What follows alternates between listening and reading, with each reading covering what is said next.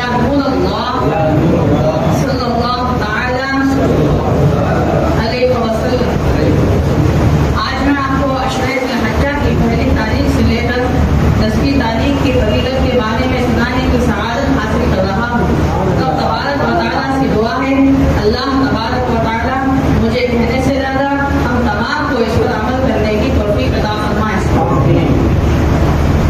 عشرہ ذی الحجہ یہ بڑی فضیلتوں اور برکتوں والا عشرہ ہے۔ اب تبارک و تعالیٰ نے ان دنوں کی قسم قرآن میں فرمائی ہے، اور تبارک و تعالیٰ قرآن میں ارشاد فرماتا ہے کہ وَلَيَالٍ عَشْرٍ، اے لوگوں ہم نے ان دنوں کی قسم قرآن میں فرمائی ہے۔ تو پتہ یہ چلا کہ عشرہ ذی الحجہ کا ماہ کے 10 دن بہت فضیلتوں اور برکتوں والے ہیں۔ حضرت ابن عباس رضی اللہ تعالیٰ عنہ سے روایت ہے کہ نبی اکرم صلی اللہ علیہ وسلم نے فرمایا کہ کوئی ایسا دن نہیں جس دن کی فضیلت ان دنوں سے افضل ہو۔ تو فرمایا گیا کہ وہ دن کون سے ہیں؟ وہ دن عشرہ ذی الحجہ کے پہلی تاریخ سے لے کر 10ویں تاریخ کے ہیں۔ ایک مرتبہ صحابہ نے حضور اکرم صلی اللہ علیہ وسلم سے عرض کیا کہ یا رسول اللہ صلی اللہ علیہ وسلم، کیا جہاد میں اللہ کی راہ میں قربان ہونے سے زیادہ ان دنوں کی فضیلت افضل ہے؟ تو سرکار صلی اللہ علیہ وسلم نے فرمایا اے صحابہ، ہاں، جہاد میں اللہ تعالیٰ کی راہ میں قربان ہونے سے زیادہ ان عشرہ ذی الحجہ کے 10 دنوں کی فضیلت ہے۔ سبحان اللہ۔ اور فرمایا گیا کہ حضور صلی اللہ علیہ وسلم نے فرمایا کہ اس دن کا ایک روزہ سال بھر کے روزوں کے برابر ہے۔ اور فرماتے ہیں کہ اس دن کے اعمال کا ثواب، اعمال یعنی ہم جو اچھا برا عمل کرتے ہیں، نیکی کرتے ہیں، صدقہ و زکات کرتے ہیں، اسے اعمال کہتے ہیں۔ تو فرمایا گیا کہ اس دنوں کے اعمال کا ثواب 700 گنا بڑھا دیا گیا ہے۔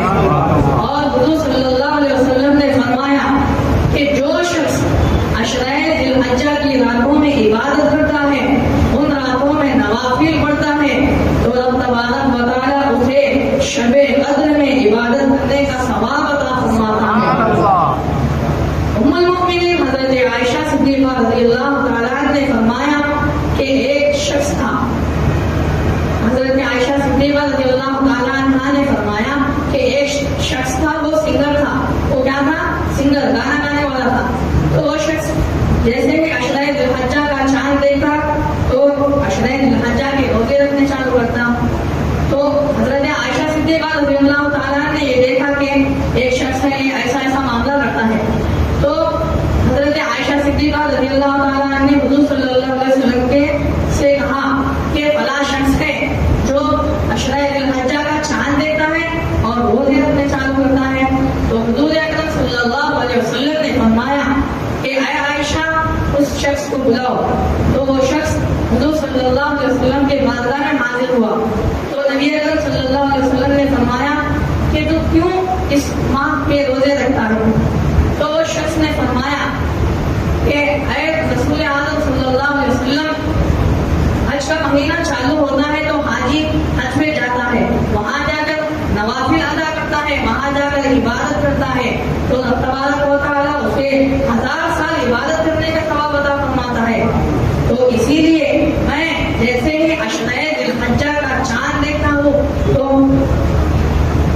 تو میں عشرہ ذی الحجہ کا چاند دیکھتا ہوں تو روزے رکھنے چالو کرتا ہوں۔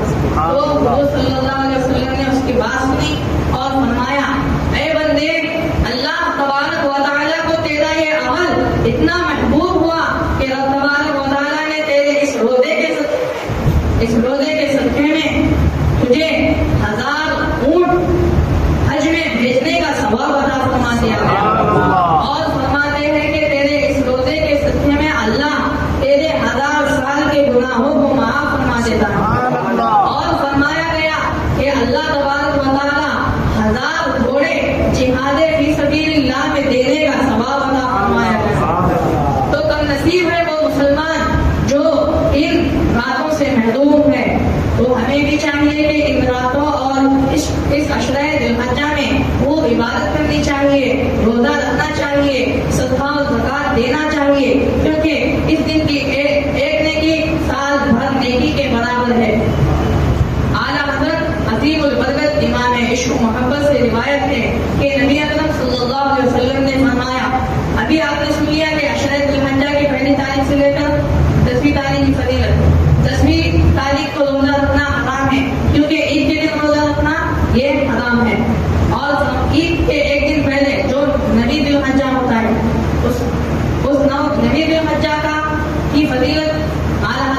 روایت ہے کہ نبی اکرم صلی اللہ علیہ وسلم نے فرمایا کہ جو شخص نبی ذی الحجہ کا روزہ رکھتا ہے تو اللہ تبارک و تعالیٰ اس کے پچھلے اگلے سارے گناہوں کو معاف فرماتا ہے. سبحان اللہ. تو ہمیں بھی چاہیے کہ اس عشرہ ذی الحجہ میں روزہ رکھے, اس میں عبادت کرنے کی خوب ہم کوشش کریں. تو اللہ تبارک و تعالیٰ سے دعا ہے کہ اللہ تبارک و تعالیٰ ہمیں عشرہ ذی الحجہ میں عبادت کرنے کی توفیق عطا فرمائے اور 5 وقت نمازیں پڑھنے کی توفیق عطا فرمائے, ہمیں روزے رکھنے کی توفیق عطا فرمائے.